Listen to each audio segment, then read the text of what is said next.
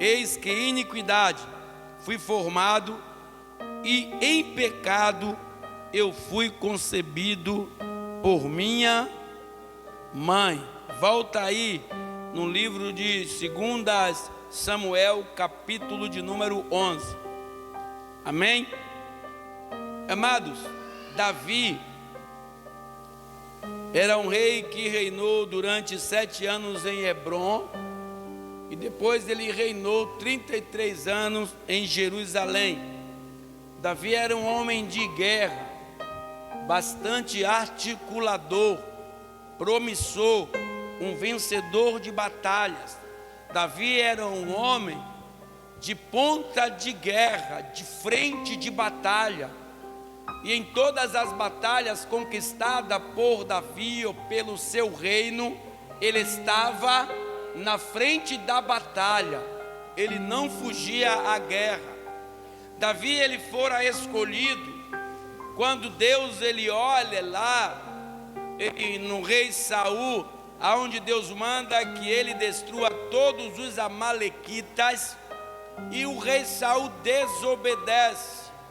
Deus manda ainda no tempo da profecia ou do profeta Samuel ir até a casa do belemita chamado Jessé, porque dentre os filhos de Jessé, Deus escolhera um segundo teu coração, e o nome dele era Davi.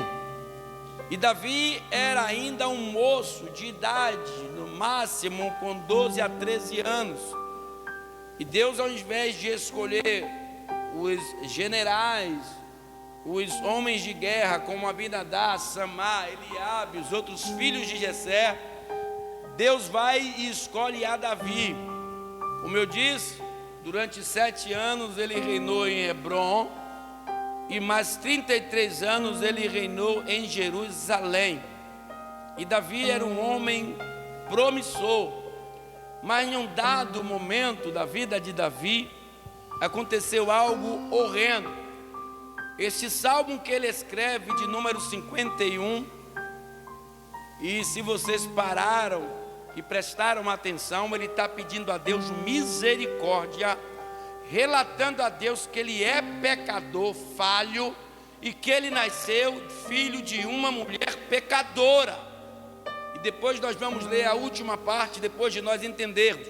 No capítulo de número 11, quero que você me acompanhe, em nome de Jesus, versículo 1 até, do versículo 1 até o versículo de número 5. Deus deixa, através do acontecimento de Davi, para mim, para você, uma estrofe bíblica e uma passagem bíblica que é bastante conhecida em nosso contexto cristão.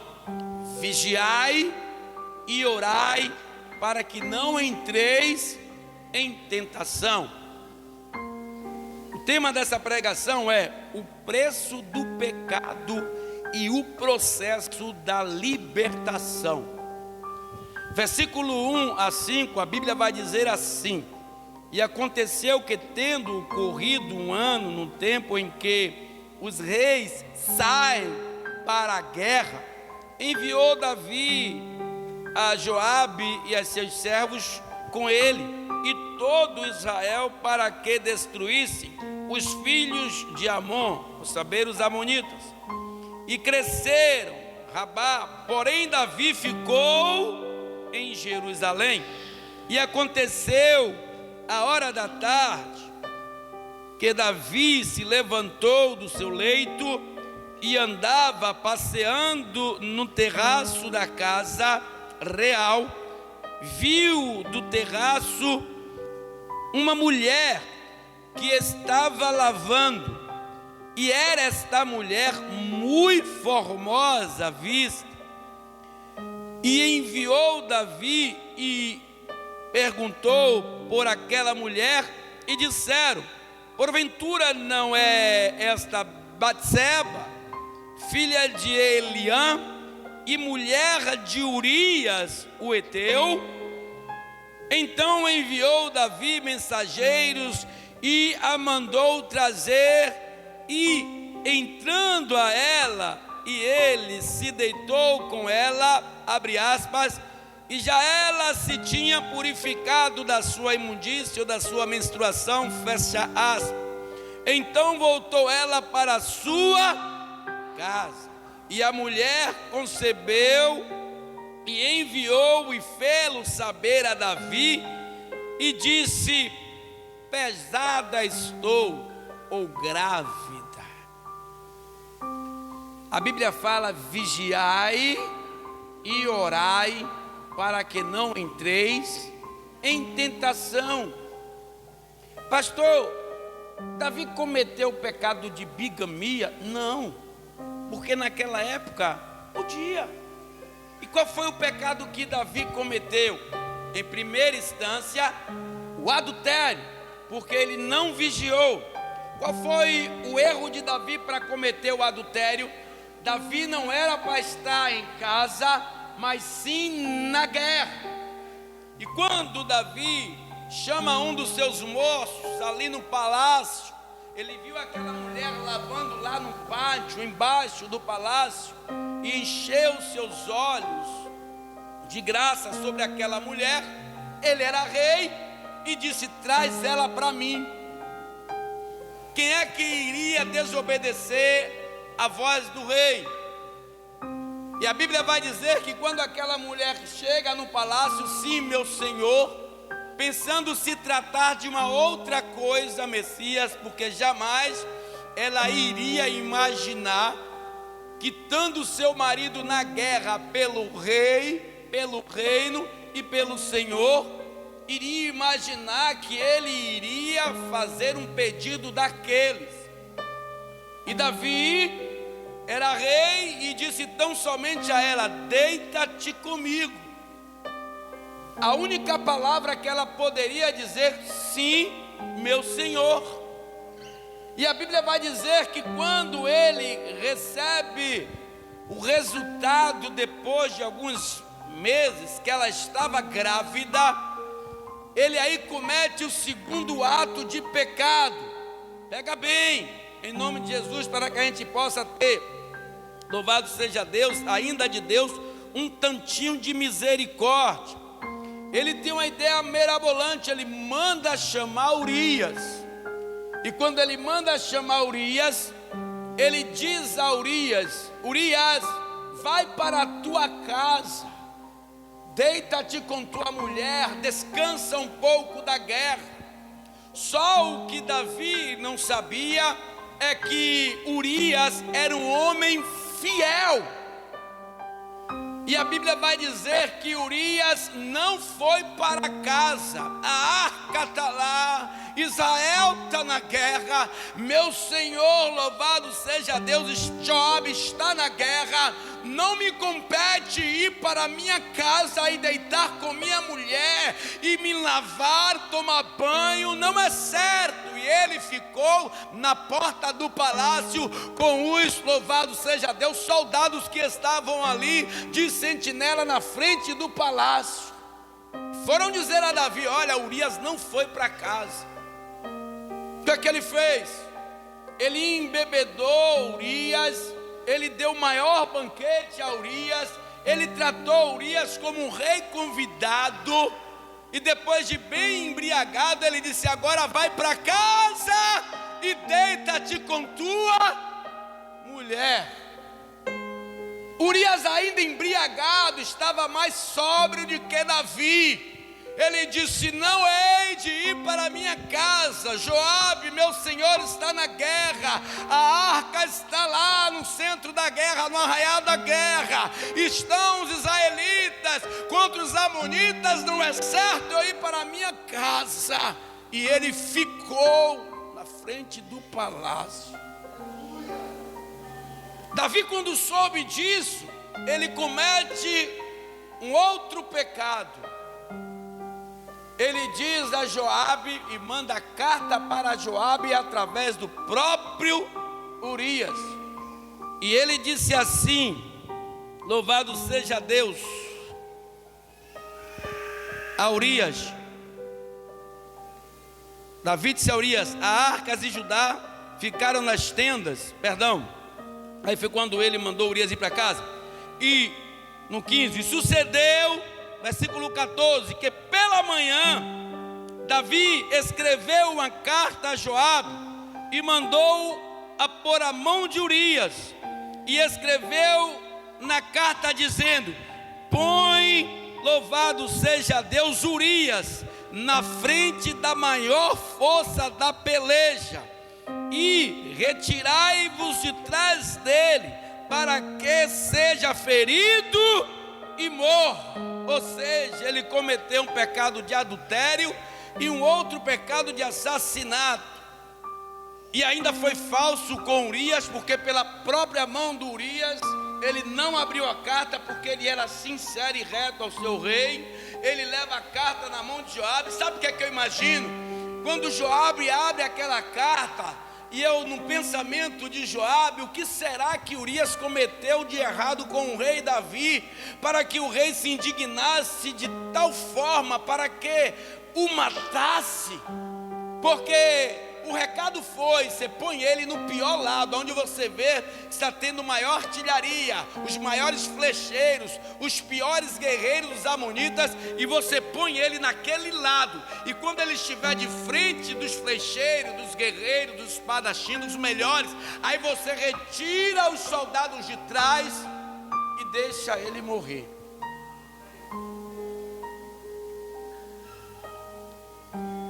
Louvado seja Deus. E no versículo de número 16: e aconteceu, pois, que tendo Joabe observado bem a cidade, pôs a Urias no lugar onde sabia que havia homens valentes. E saindo os homens da cidade, pelejando contra Joabe, caíram alguns do povo dos servos. Olha outro pecado de Davi: morreu só Urias, morreram outros soldados, tão somente para apagar o pecado de Davi. Ou seja, ele pagou o sangue pelo pecado daquele Urias e dos outros que morreram, que ficaram com Urias. Olha, igreja, em nome de Jesus, acena. O povo não sabia o que estava acontecendo.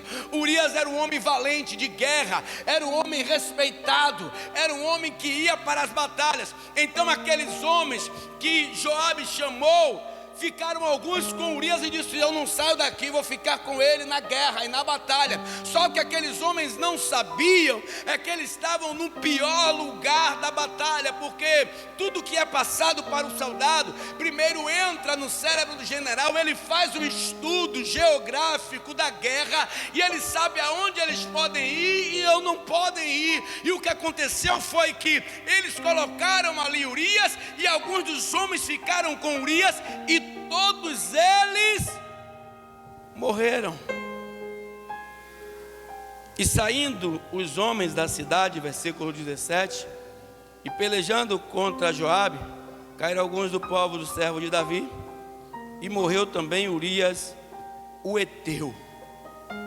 Olha para o irmão que está do outro lado, diga: todo pecado tem o seu preço a ser pago.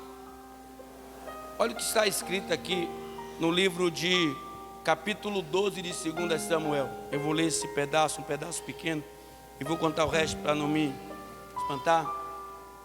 Não, essa parte não vou ler não, vou ler o 13. Olha o que aconteceu. Natã vai até a casa do rei Davi e conta uma parábola. Diz: meu rei, o que se faz com um homem sendo rico e tendo esse homem um vizinho pobre, só tem uma cordeirazinha, e essa cordeirazinha ele criara como um animal de estimação, comia no prato dele, bebia no copo dele, dormia na cama com ele, e era a alegria dos seus filhos. Era como se fosse um gato ou um cachorro de estimação. E aí ele só tinha essa cordeirinha, essa carneirazinha. Diferente do rico, que tinha quantidades imensas de carneiros, ovelhas, gados e coisas dessa natureza. Mas chegou uns estrangeiros a visitar esse rico. Ao invés de ele pegar um dos seus animais, ele foi à casa desse homem pobre e pega este animal que eles tratavam como se fosse um animal de estimação, parte da família, e mata aquele animal e serve ao convidado. Aí ele se indignou. Não, esse homem aí merece a pena, pior pena, severa. Não, esse homem tem que pagar. E não obstante a isso, ele tem que pagar 4 vezes mais tudo que ele fez. Pois é, esse homem é você. Ele aí caiu na sua realidade. A Bíblia vai dizer, vem cá no capítulo 13, o que aconteceu com Davi. Todo pecado tem um preço a ser pago. E aconteceu depois disso, que tendo Absalão filhos de Davi, Absalão, filho de Davi, uma irmã formosa, cujo nome era Tamar, Amnon, filho de Davi, a amou. E o que aconteceu com Amnon? Amnon criou uma paixão doentia por Tamar, a ponto de emagrecer a irmã dele, irmã de Absalão. Segundo alguns historiadores, Absalão significa algo semelhante à paz. Mas só que ele com um amigo chamado Jonadab, esses amigos, sabe, de intercâmbio, que vem só para trazer o mal, cuidado com suas amizades.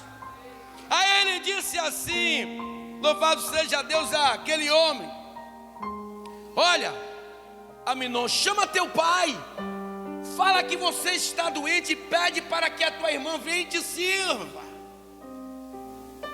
E ele fez lá um banquete, chegaram algumas pessoas, a irmã dele foi junto, e quando chegou em casa, ele mandou que todos saíssem, e chamou a irmã dele e disse: traz uma comida para mim aqui no meu quarto, ou na minha câmara, como era conhecido. E quando ela chega lá, ele aí diz a ela o que ia acontecer. Ela disse a ele: não pode fazer isso, vão te ter como louco. E a minha vergonha como ficará na cidade? Ele ainda tentou tirar isso da cabeça dele, mas ele era mais forte do que ela. Então ele pegou ela a pulso e estuprou. Só que depois que ele fez o ato com ela, ele a repudiou, ele mudou o sentimento dele de paixão para um repúdio e disse: tira esta mulher daqui. Ela disse: agora que você fez isso, você não pode fazer isso, tira ela daqui. Põe a roupa e manda ela embora. E ela no meio do caminho clamando ao Senhor, chorando. Davi estava cego porque ele estava com a visão em Batseba e não viu o que estava acontecendo dentro de casa, ao contrário de Absalão. Ele já sabia, ele já desconfiava sobre aquele irmão dele, Amnon. Aí ele disse à irmã dele o que aconteceu. Quando ela conta, ele arma uma cilada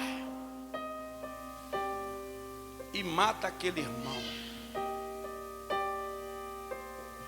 Aquele irmão foge por durante 3 anos. O que chegou aos ouvidos de Davi foi que ele matou todos os filhos de Davi, mas não foi assim. E durante aquele tempo, Davi sofreu muito, porque antes que isso acontecesse, aquela mulher estava, Betseba estava, o menino nasceu, mas Deus enfiou uma doença naquele menino. E quando ele viu o menino doente, ele parou de comer, de beber água, se isolou e ficou durante 7 dias orando, jejuando e pedindo a Deus que Deus restaurasse a saúde daquela criança. Mas Deus... Aí o que aconteceu com Davi? Davi perdeu Amnon, perdeu Absalão, perdeu Adonias e perdeu o filho que ele teve com Betseba.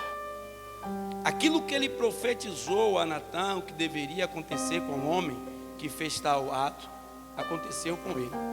Ele deve pagar 4 vezes mais o mal que ele fez. Pois é, ele perdeu Adonias, Amnon, Absalão e o filho de Betseba. O que é que a gente aprende com isso? Aí eu vou lá para o Salmos de número 1. Não anda segundo o conselho dos ímpios.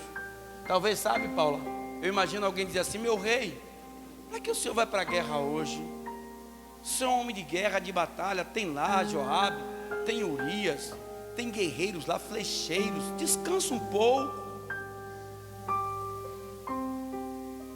Aí ele andou segundo o conselho dos ímpios e se deteve no corréu, no carrossel dos pecadores, porque quando ele está de cima do palácio, o pecado já estava à porta, e ele não percebeu a armadilha do diabo. E o diabo armou um laço, ele engravidou a mulher, matou um dos seus melhores soldados e mais alguns soldados, e a criança nasceu porque ele matou Urias na guerra. Urias morreu. Ninguém dava para contabilizar durante a gestação até a morte de Urias. Pronto, ele tomou ela como mulher, ele é rei, pode. E aí pronto, ele ficou como se fosse filho dele. Então, todo pecado tem um preço a se pagar. Aí, ele vai no Salmo 51, volta lá no Salmo 51. Aí ele faz esta oração a Deus em forma de canção. Ou seja, ele escreve um salmo ao Senhor. Quem aqui tem pecado? Levanta a mão. Então aprende com Davi. Olha o que ele diz ao Senhor. Olha como ele se apresenta a Deus. Tem misericórdia de mim, ó Deus. Segundo a tua benignidade, apaga as minhas transgressões, segundo a multidão das tuas misericórdias. Lava-me completamente da minha iniquidade. Purifica-me do meu pecado, porque eu conheço as minhas transgressões, e o meu pecado está sempre diante de mim. Contra ti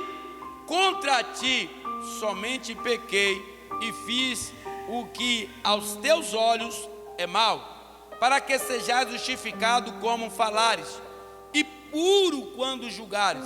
Eis que em iniquidade fui formado, em pecado me concebeu minha mãe. Pula para o versículo 11.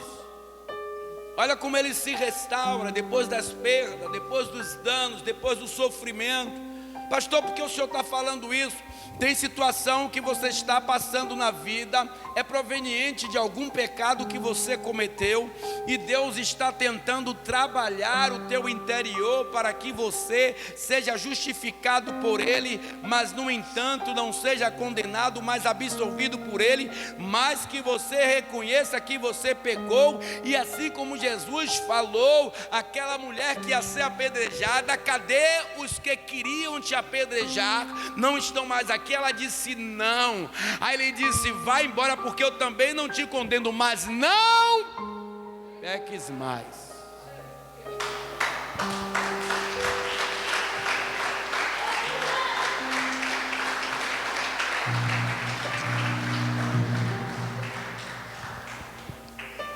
No capítulo de número 51, no versículo 11, ele começa a ter uma outra visão. Olha o que ele fala: não me lances fora da tua presença, e não retires de mim o teu Espírito Santo. Pedi e dar-se-vos-á, né? Pedi e dar-se-vos-á. Torna a dar-me a alegria da tua salvação, e sustenta-me com um espírito voluntário. Aí ele diz assim, ó: então ensinarei aos transgressores os teus caminhos, e aos pecadores a ti se converterão. Olha o que ele falou a Deus: me perdoa e desce em mim um espírito para que eu possa ajudar aquelas pessoas que cometem pecados, aquelas pessoas que cometem transgressões, aquelas pessoas que dia após dia o pecado está diante dele, ele não consegue se desvencilhar daquele pecado, mas me dá em nome de Jesus capacidade para que eu possa ajudar essas pessoas. Então ele disse: agora eu estou forte, porque tem muitas coisas que a gente só aprende apanhando. Imagina perder os filhos, ter uma filha estuprada e um filho matando o próprio filho. A Bíblia não diz, mas Absalão era um dos homens mais bonitos da época. Disse que da ponta do cabelo até o dedo do pé era lindo demais, mas morreu por causa da iniquidade, por causa do pecado, da transgressão do pai. Então ele teve que pagar e levar sobre ele esta culpa anos e anos. Mas no entanto, ele não lançou nada nas mãos de Deus, não foi por Deus, mas foi por ele. Aí ele diz a Deus assim: ó, não me lances fora da tua presença. Ou seja, Deus não abre mão de mim não. Eu pequei, mas ainda sou teu filho. Deus não tira de mim o teu espírito. Eu pequei, mas ainda estou aberto para que o Senhor possa me justificar e que de mim o Senhor possa fazer um novo vaso, como tu falaras. Louvado seja Deus. A Jeremias, eu estou falando para nós aqui, para que você possa fazer de mim de novo um vaso perfeito. Aí ele diz assim: torna a dar-me a alegria da tua salvação e sustenta-me com o espírito voluntário. E no versículo 13: então ensinarei aos transgressores os teus caminhos, e aos pecadores a ti se converterão. Aí ele diz: livra-me dos crimes de sangue, ó Deus, Deus da minha salvação, e a minha língua louvará atualmente a tua justiça. Abre, Senhor, os meus lábios, e a minha boca entoará o teu louvor, porque te não comprases em sacrifícios, senão eu os diria. Tu não te deleitas em holocaustos. Os sacrifícios para Deus são espíritos quebrantados. A um coração quebrantado e contrito não desprezará, ó Deus. Qual é o teu sacrifício melhor que você pode dar a Deus? Mudança de comportamento, trajetória de vida diferente, expiação dos teus pecados, voluntariamente ajudar aquelas pessoas que precisam ser libertas. Davi teve que passar por um processo de libertação terrível, perdendo teus filhos de formas completamente horrendas, para que ele aprendesse que o que Deus tinha com ele, Deus levava até entes queridos, mas consertava a vida dele.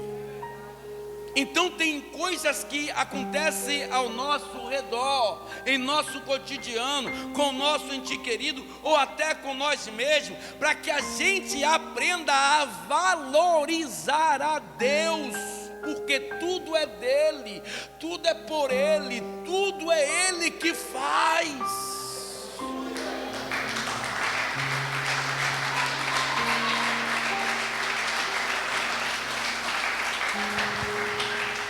Davi, no trono antes do episódio, se achava imponente,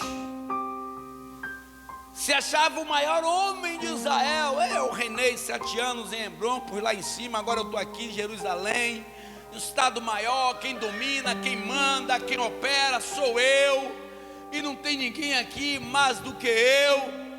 E Davi, pós o acontecimento: eu não sou nada, eu sou um farrapo de pano.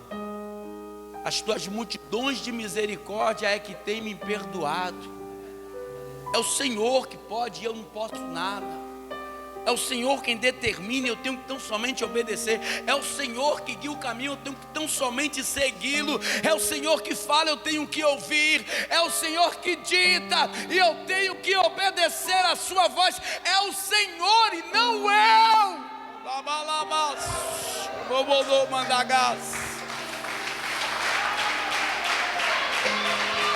Para que serve os salmos? Para que servem os salmos? A missionária leu aqui 2 salmos, 123 e outros salmos. Para que servem? Como eu disse, alguns para a glorificação do nome de Deus, outro para exaltá-los, outro para despertamento da nossa mente, como um salmo de número 1, outros salmos para nos mostrar que Jesus Cristo Ele é o verdadeiro pastor de nossas vidas. Mas alguns salmos são em nome de Jesus, um estreitamento na vida do homem, para ele entrar em intimidade com Deus. Não se achar que é um super-homem, um super-crente, uma super-cristã, que pode, que acontece, que eu prego, que eu louvo, que eu estou por cima, que ninguém me derruba. Não, nós somos frágeis. Nós somos completamente dependentes de Deus. Precisamos a cada dia valorizar a nossa vida singular e mísera diante de Deus, Messias, como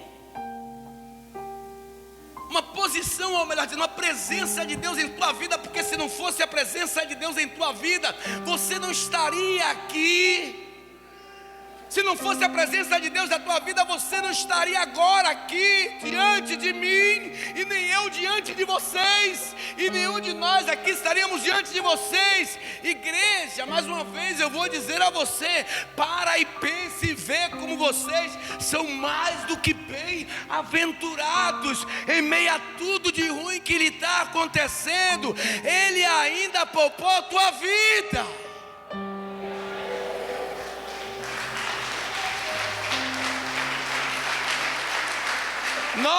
Nós que estamos aqui e reclamamos de tudo e murmuramos por tudo, Deus está dizendo: eu estou te dando cada dia um dia de vida para você viver, e você ainda me acha ruim?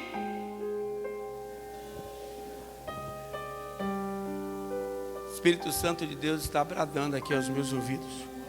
Precisamos nos converter, precisamos nos consertar e voltar ao primeiro amor.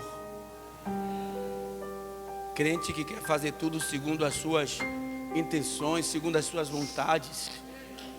Nós temos que fazer tudo na direção de Deus. Por que a Bíblia fala no Salmos 40, esperar com paciência no Senhor? Porque quando você se antecipa aos fatos, você só faz bobagem e não dá certo. Mas quando você espera com paciência no Senhor, olha que esperei com paciência no Senhor e Ele ouviu. Quando você espera com paciência no Senhor, quem é que vai resolver o teu problema? Se você esperou nele. Esperei com paciência em Moisés e ele ouviu a minha pedido. Quem que vai fazer algo por mim? Na minha intenção, não é Moisés? Então olha que o salmista Davi escreve: esperei com paciência no Senhor, Ele ouviu, louvado seja Deus, e Ele se inclinou para mim, ouviu o meu clamor, tirou de mim um lago horrível, de um charco de lodo, e pôs os meus pés sobre uma rocha, firmou os meus passos, e pôs um novo cântico em minha boca, um hino ao nosso Deus. Muitos o verão e temerão, confiarão no Senhor. Bem-aventurado o homem que põe a sua confiança, e louvado seja Deus no Senhor, e que não respeita os soberbos e nem os que se desviam para a mentira. Muitas, Senhor, meu Deus, as maravilhas que tem operado para conosco, e os teus pensamentos não se podem contar diante de ti. Eu quisera anunciá-los, manifestá-los, mas são mais do que se pode contar, igreja.